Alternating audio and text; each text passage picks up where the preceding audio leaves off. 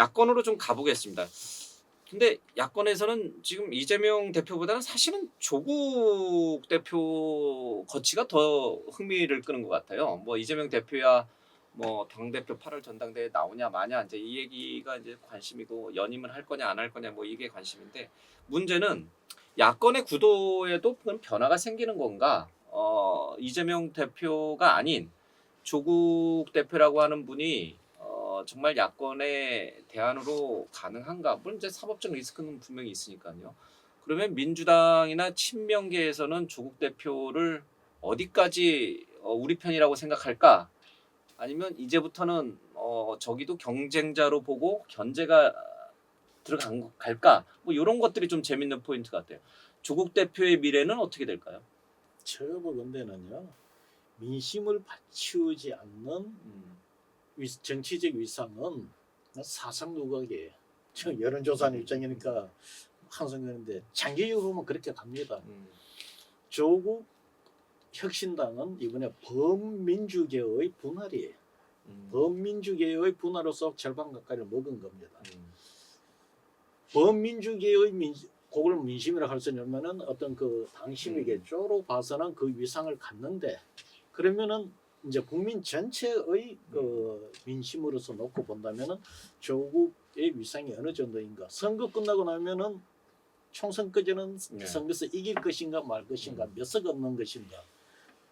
총선 끝나고 나면 조국이란 인물이 대중적 지도자로서 어떤 위상을 가질 것인가가 관건이에요.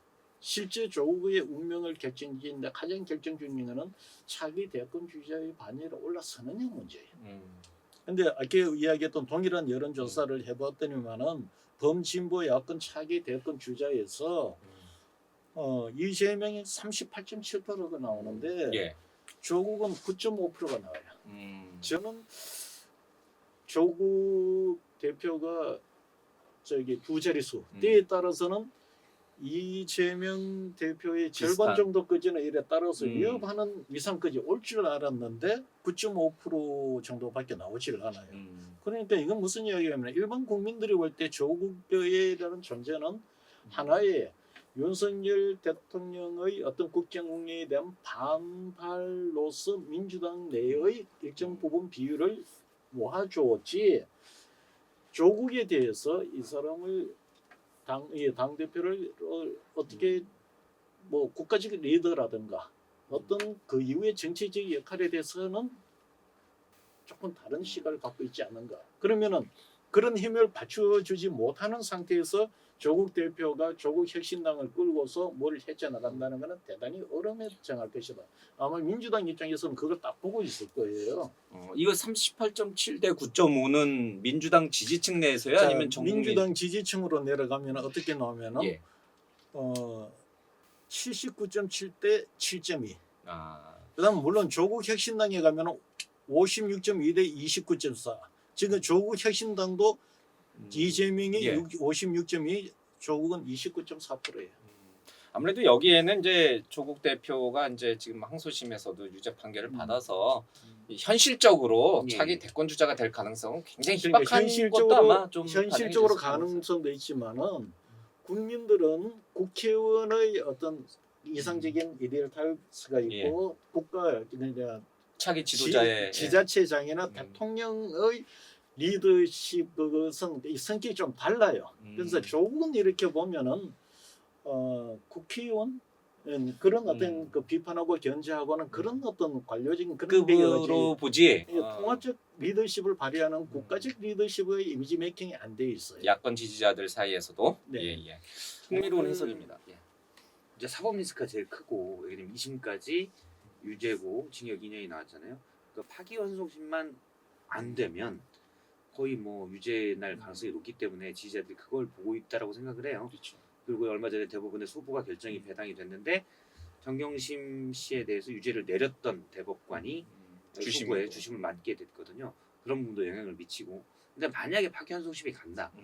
그러면 대선까지 결론이 안 날 수도 있습니다. 또 상고하게 되면. 그러면 대선 주자로 서는 거죠. 만약에 그걸 전제로 한다면 대통령 되고 나서 그거 나오나요 그러면? 근데 그러니까 아마 2026년 대선 전후로 가면 대부분이 판단을 못할 가능성이 커요. 그렇죠. 왜냐면 네. 정치에 깊숙하게 개입하게 되는 모양새가 돼서 대부분도 부담을 느낄 겁니다.